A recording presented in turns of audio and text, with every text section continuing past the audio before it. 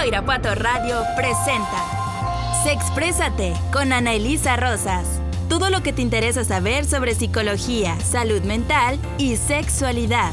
Hola, hola, ¿cómo están? Hoy vamos a platicar al respecto de la conciencia, que algunos le han dado otros nombres, en inglés se dice awareness, o en Gestalt se conoce mucho como el darte cuenta, así tal cual, el darte cuenta. ¿Y qué es todo esto de la conciencia? Déjame decirte que depende de la perspectiva con la que la revises, porque incluso tiene orígenes filosóficos. Y entonces si te vas a unos o si te vas a otros, tendrás diferentes definiciones de la conciencia. En la terapia Gestalt se refiere a la capacidad plena o a la capacidad consciente de darse cuenta de lo que está sucediendo en el momento presente. Y esto abarca tanto la forma interna como la forma externa. ¿Qué quiere decir todo esto? Las personas se pueden dar cuenta de qué les está pasando adentro, en el cuerpo, en los pensamientos, en las emociones, pero también se pueden dar cuenta qué está pasando afuera, en el clima, en el movimiento de las personas, en lo que hueles. Todo eso viene más por los sentidos, lo que oyes, lo que ves, ¿no? Eso es lo externo. Y las personas pueden reportar las dos formas, ¿no? Yo te puedo reportar internamente si tengo calor, por ejemplo, y me doy cuenta además si yo lo percibo como algo del clima o si yo siento que el clima está un poco frío, pero yo tengo calor, ¿no? Entonces yo me puedo dar cuenta de cómo está afuera y cómo estoy adentro. También en las cuestiones emocionales cuesta a veces más trabajo, eso requiere también parte de educación emocional, pero dentro de esto sí puedo empezar a ver que si siento una presión en el pecho, que si siento algo más como pena, tristeza, felicidad, ¿no? Mis estados emocionales que hoy me acompañan.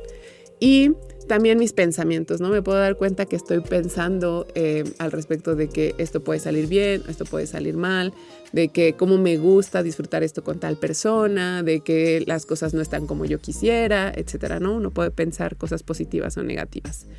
Y esto del darse cuenta es algo súper importante porque es justo lo que va afinando que las personas empiecen a darse cuenta tanto de lo interno y su movimiento hacia el exterior. También te das cuenta de cómo el exterior retroalimenta lo interior. Es una vez que empiezas, digamos, a generar movimiento con el darte cuenta, es como un observador que puede ver adentro, pero puede ver afuera. Y puede ver el movimiento entre adentro y afuera y cómo estas dos partes se retroalimentan constantemente. Cuando las personas no lo tienen tan desarrollado, de pronto preguntarles cómo están y cómo se sienten, se quedan con grandes etiquetas como bien o mal. Pero dentro de esto es bueno, ¿y qué es bien o qué es mal? Que es la típica pregunta psicológica. Las personas no saben cómo definirlo, pues no sé, o sea, como pues así, mal, ¿no? O como X, ¿no? Hace un tiempo salió mucho el X, que es ni bien ni mal, ¿no? Y eso te deja todavía más en el limbo. Y entonces, pues a veces estamos X, digo, a todos nos pasa, que es como, pues no tengo nada que reportar. Pero estar X en la vida todo el tiempo significa que no estás teniendo tanto contacto, porque en realidad emocionalmente tenemos subidas y bajadas a lo largo del día. Y también pasan cosas en el exterior. Entonces, de pronto tener estas grandes etiquetas nos evitan el contacto de poder darnos cuenta de cómo estamos en realidad. Por eso es que es súper importante porque genera conexión contigo mismo y dentro de esto inclusive empiezas a ver la relación con el afuera y eso es lo que te puede permitir empezar a cambiar tanto el interior o poner ciertas soluciones afuera. Es decir, hay cosas que necesito cambiarlas o modificarlas internamente, pero también hay cosas que cuando yo me doy cuenta que ya he modificado, he hecho algunas cosas internas y no funcionan, lo que necesito es cambiarlas afuera, poner límites, expresar lo que me pasa, mejorar la comunicación, esas son cosas hacia el afuera.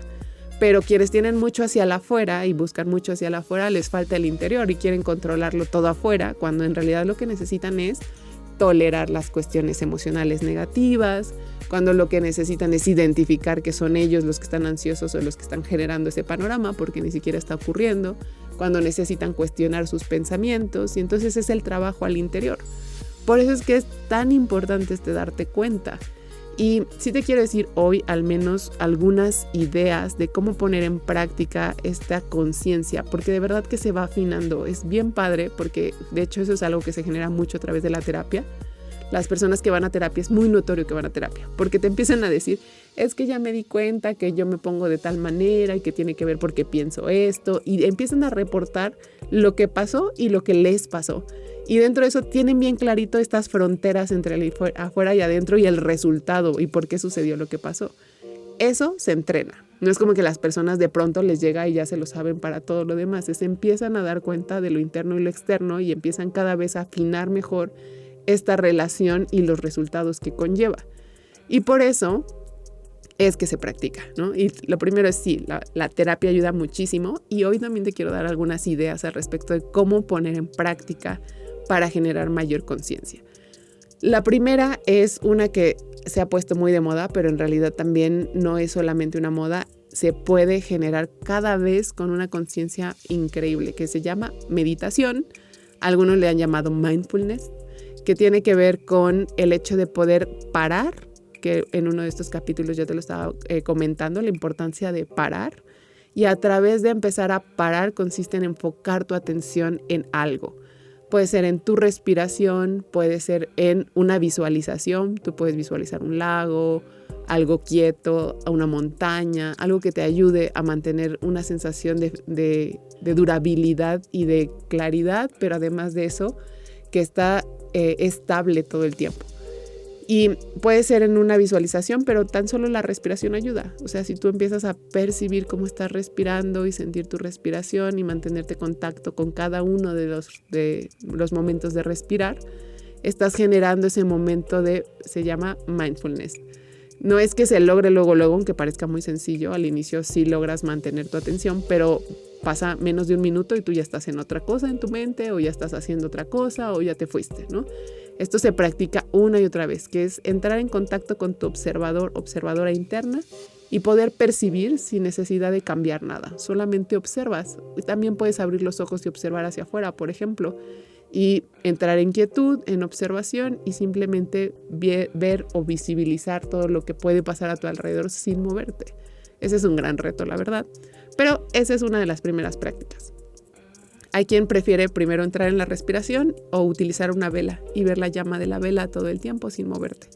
Esas me parecen que son unas excelentes prácticas para empezar a centrar tu atención tan solo. Estás enfocando al observador interno y dejando que ya no salte por todos lados, sino que lo empiezas a sentar. El segundo es que puedes llevarlo hacia el cuerpo.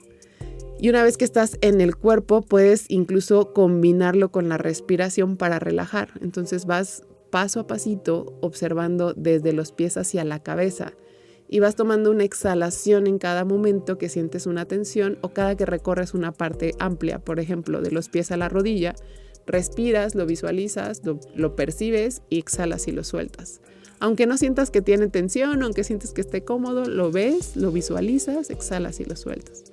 Y vas recorriendo un pie, luego el otro, el muslo, luego el otro, la cadera, los glúteos, la cadera y después también el abdomen, la espalda, etc. Vas subiendo poco a poco y vas escuchando y revisando sobre todo si hay áreas específicas del cuerpo que estén más tensas o que tengan una sensación interna de opresión o de alguna dificultad. De todos modos respiras, exhalas y lo liberas. Esa es otra manera de ir generando un poco más de atención, esta vez sobre del cuerpo. Y la última que me gusta bastante es cuando puedes generar a través de la reflexión diaria, que significa al final del día te pones a dar un recorrido de cómo me sentí hoy y entonces puedes ver las principales actividades de tu día, cómo te sentiste.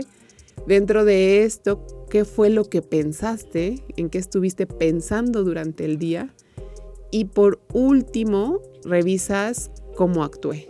Es decir, conectas con estas tres partes. Mis emociones, y me doy cuenta si desde que amanecí sintiéndome de una manera específica, si eso me acompañó durante todo el día o fue cambiando.